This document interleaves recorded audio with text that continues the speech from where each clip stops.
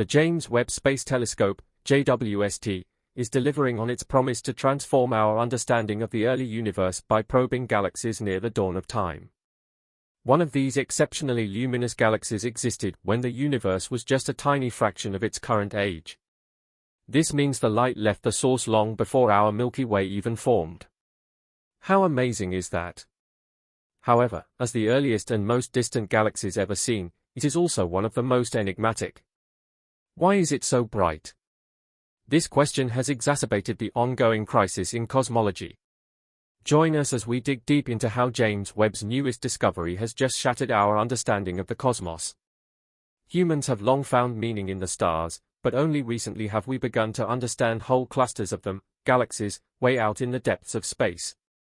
A few nearby galaxies, such as Andromeda, have always been visible to the naked eye as a dusky smear in the night sky.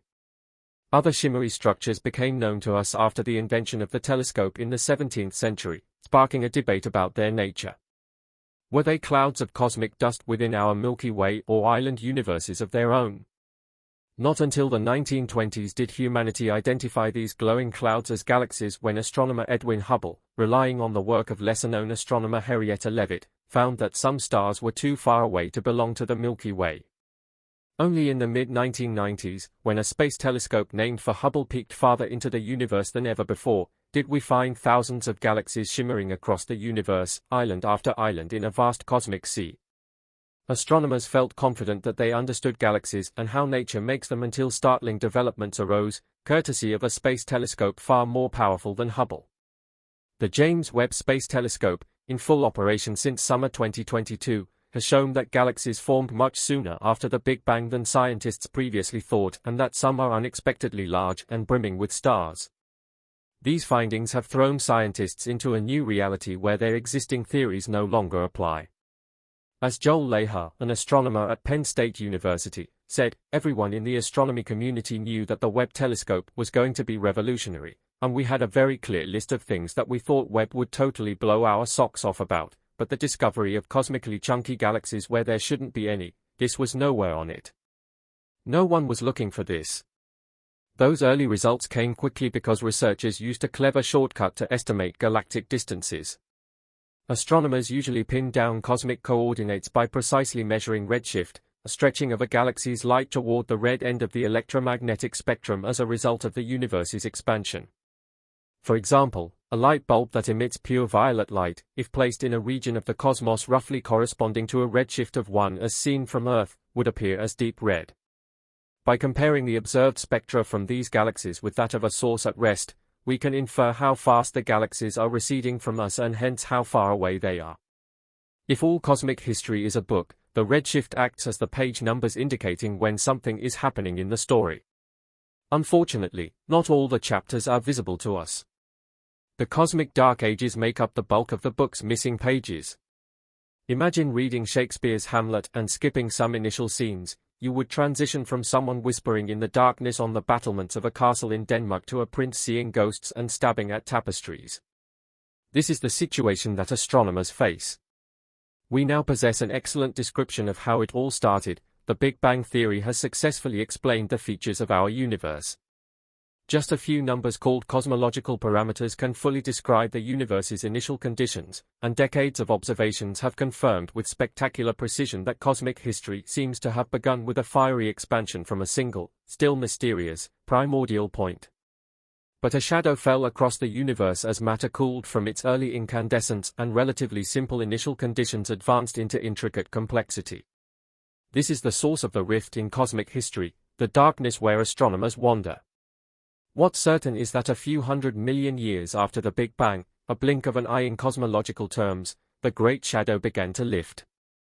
Enormous clouds of gas collapsed, and stars, perhaps hundreds of times heavier than our Sun, sparked a light, beginning a photonic deluge that over eons illuminated the universe. In this brief cosmic period, all the protagonists of our story, including black holes and galaxies, started to peek through from behind the dark curtain of the cosmic stage. The first stars were mostly made of hydrogen and helium, the lightest elements of the periodic table, as heavier elements did not yet exist.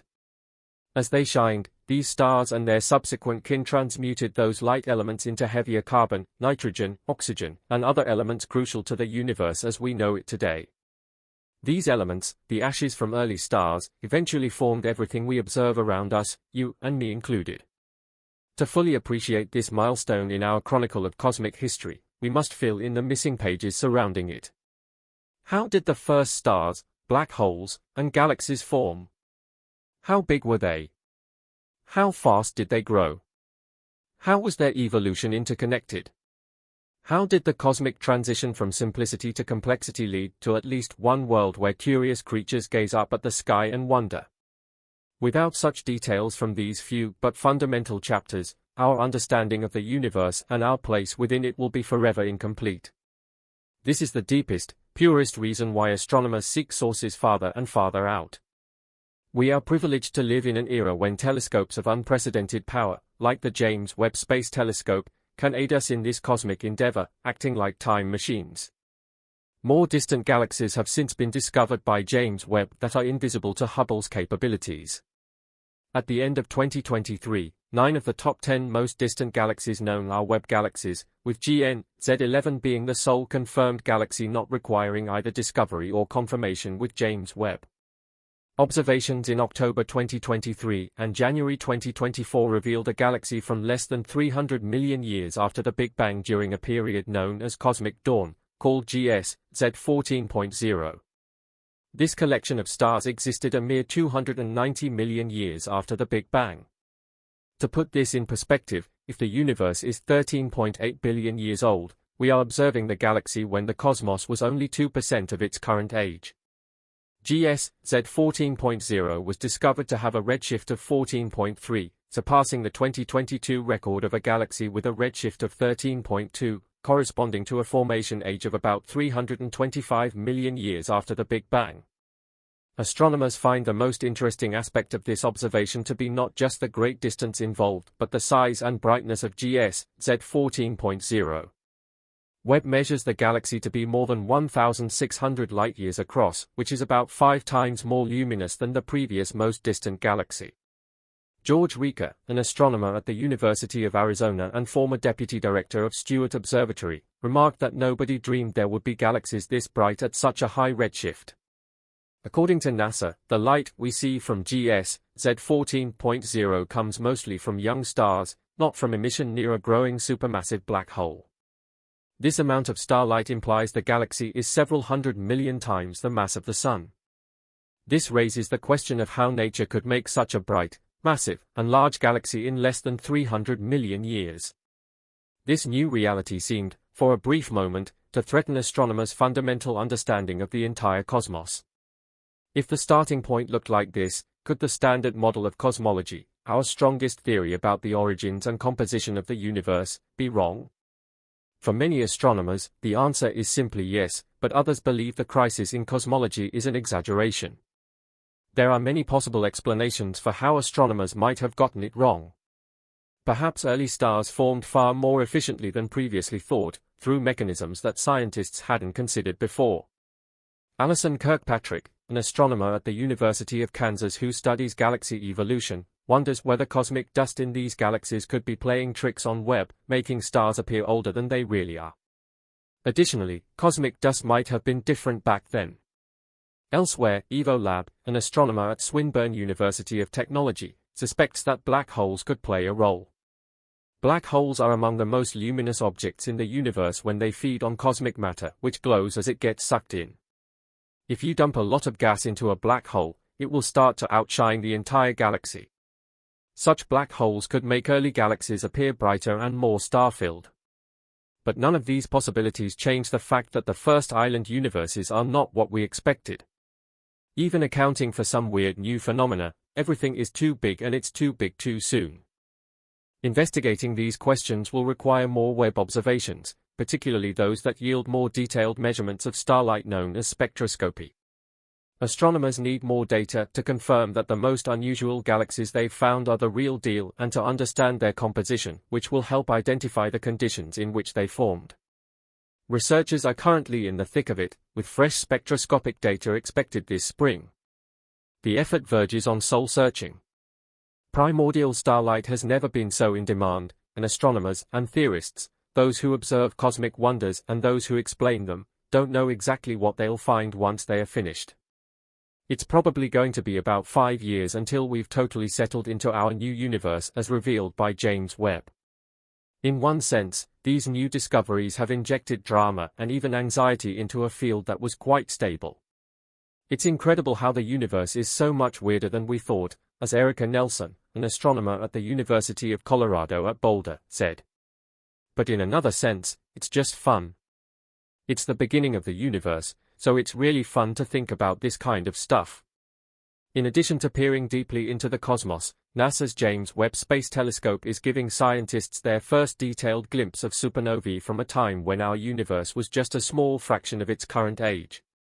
A team using Webb data has identified 10 times more supernovae in the early universe than were previously known. A few of the newfound exploding stars are the most distant examples of their type, including those used to measure the universe's expansion rate. To make these discoveries, the team analyzed imaging data obtained as part of the James Webb JES program. Webb is ideal for finding extremely distant supernovae because their light is stretched into longer wavelengths, a phenomenon known as cosmological redshift. Prior to Webb's launch, only a handful of supernovae had been found above a redshift of 2, corresponding to when the universe was only 3.3 billion years old, just 25% of its current age. The JES sample contains many supernovae that exploded even further in the past, when the universe was less than 2 billion years old.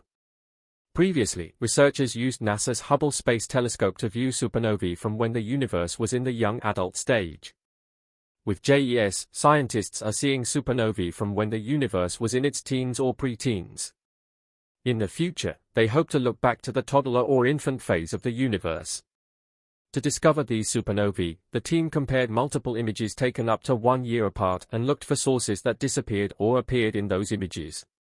These objects, which vary in observed brightness over time, are called transients, and supernovae are a type of transient.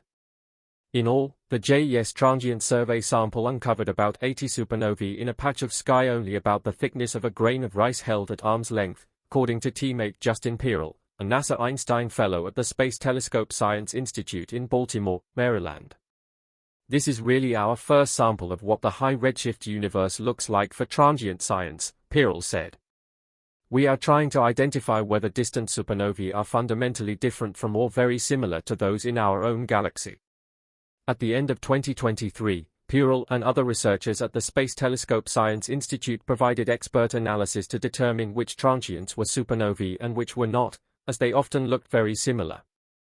The team identified a number of high redshift supernovae, including the farthest one ever spectroscopically confirmed at a redshift of 3.6, which means its progenitor star exploded when the universe was only 1.8 billion years old.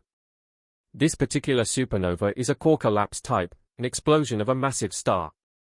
Of particular interest to astrophysicists are type Ia supernovae, which are so predictably bright that they are used to measure far-off cosmic distances and help calculate the universe's expansion rate. The team identified at least one type Ia supernova at a redshift of 2.9, meaning the light from this explosion began traveling to us 11.5 billion years ago, when the universe was just 2.3 billion years old. The previous distance record for a spectroscopically confirmed type Ia supernova was at a redshift of 1.95, when the universe was 3.4 billion years old. Analyzing this type Ia supernova found at a redshift of 2.9, Pearl determined that its intrinsic brightness was as expected, showing no evidence that type Ia brightness changes with redshift. This finding is crucial because if their brightness varied with redshift, they would not be reliable markers for measuring the universe's expansion rate. More data is needed, but for now, type Ia supernova-based theories about the universe's expansion rate and its ultimate fate remain intact. Pearl presented his findings at the 244th meeting of the American Astronomical Society. The early universe was a very different place with extreme environments, and scientists expect to see ancient supernovae from stars with far fewer heavy chemical elements than stars like our Sun. Comparing these supernovae with those in the local universe will help astrophysicists understand star formation and supernova explosion mechanisms at these early times. Fellow Matthew Seibert of the Space Telescope Science Institute, leading the spectroscopic analysis of the Jade supernova, stated that they are opening a new window on the transient universe, expecting to find exciting and unexpected things. Elsewhere, using the James Webb Space Telescope, astronomers have discovered the richest menu of hydrocarbons ever seen in a planet-forming disk. This observation involved the protoplanetary disk around a tiny star and revealed the first detection of ethane outside the solar system. The discovery was made when Webb's MIRI instrument investigated the object ISO Chi 147 as part of the Mid-Infrared Disk Survey, MINDS. ISO Chi 147 is a young star located in the Chameleon I star-forming region, about 600 light-years away. Webb's observations imply that the protoplanetary disks of tiny stars are more efficient at forming smaller Earth-like planets than larger Jupiter-like gas giants. Since low-mass stars are more common in the Milky Way, there may be more terrestrial planets in our galaxy than previously suspected. The findings also show that the planet-birthing clouds of gas and dust surrounding tiny stars are built differently, at least chemically, from those around stars about the size of the Sun and larger. This different chemical composition suggests that rocky planets around these relatively small stars may have very different atmospheres than Earth. ISO Chi 147's mass is just over 10% that of the Sun, and it is surrounded by a protoplanetary disk with carbon-rich chemistry, featuring 13 carbon-bearing molecules, including ethane and benzene, but with a low abundance of oxygen-bearing molecules. This composition is profoundly different from what we see in disks around solar-type stars, where oxygen-bearing molecules such as water and carbon dioxide dominate. The MINDS team thinks this shows that material is transported radially through the protoplanetary disk of ISO Chi 147, impacting the bulk composition of any planets forming within the disk. This has implications for exoplanet hunting because stars are born when massive clouds of gas and dust collapse under their own gravity, leading to infant stars being surrounded by protoplanetary disks. The amount and distribution of material in these disks limit how many planets a star can host and their building blocks. James Webb's ISO Chi 147 results indicate that this protoplanetary disk is better suited for birthing smaller rocky planets rather than larger gas giants. This finding that disks around very low-mass stars evolve differently has potential implications for finding rocky planets with Earth-like characteristics, though tiny stars could host planets that are Earth-like in some ways but radically different in others. As Thomas Henning, MINDS team leader and researcher at the Max Planck Institute for Astronomy, pointed out, the primary atmospheres of these planets will likely be dominated by hydrocarbon compounds rather than oxygen-rich gases like water and carbon dioxide. The faster and more efficient formation of rocky bodies in protoplanetary disks around less massive stars compared to more massive ones is currently not fully understood. It could be due to carbon enrichment in these disks or a depletion of oxygen. If carbon enrichment occurs, it might result from solid particles being stripped of their carbon content, releasing it as gas. These carbon-deprived particles would form planets with rocky bodies poor in carbon, but their atmospheres would be carbon-rich due to the excess carbon gas. Thus, rocky planets around tiny stars would be quite different from Earth. Research leader Adia Arabavi from the University of Groningen noted that these findings were made possible by the James Webb Space Telescope's unique position, about 1.6 million kilometers from Earth. This location allows Webb to detect emissions that are absorbed by Earth's atmosphere, providing insights previously unattainable. The team now plans to investigate more protoplanetary disks around low-mass stars to determine how common such carbon-rich terrestrial planet-forming regions are. While James Webb is revolutionizing many areas of astronomy, its predecessor, the Hubble Space Telescope, continues to operate despite showing signs of advanced age. Last month, Hubble entered protective safe mode after detecting anomalous readings from a gyroscope. With only 2 of its 6 gyroscopes functioning, NASA plans to shift Hubble into 1 gyroscope mode, saving the other healthy one for future use. This mode will slightly reduce scheduling efficiency and flexibility but will allow Hubble to continue its mission. The telescope has operated with fewer gyros before and is expected to keep functioning until the mid-2030s. Despite this, Hubble's end might come due to atmospheric drag, which could bring it down in a fiery re-entry. NASA has explored ways to prevent this, including a proposed plan to boost Hubble's orbit using a SpaceX Dragon mission, but nothing is currently planned. Hubble's continued operation, even in 1 gyroscope mode, demonstrates its resilience and the significant contributions it still makes to our understanding of the universe.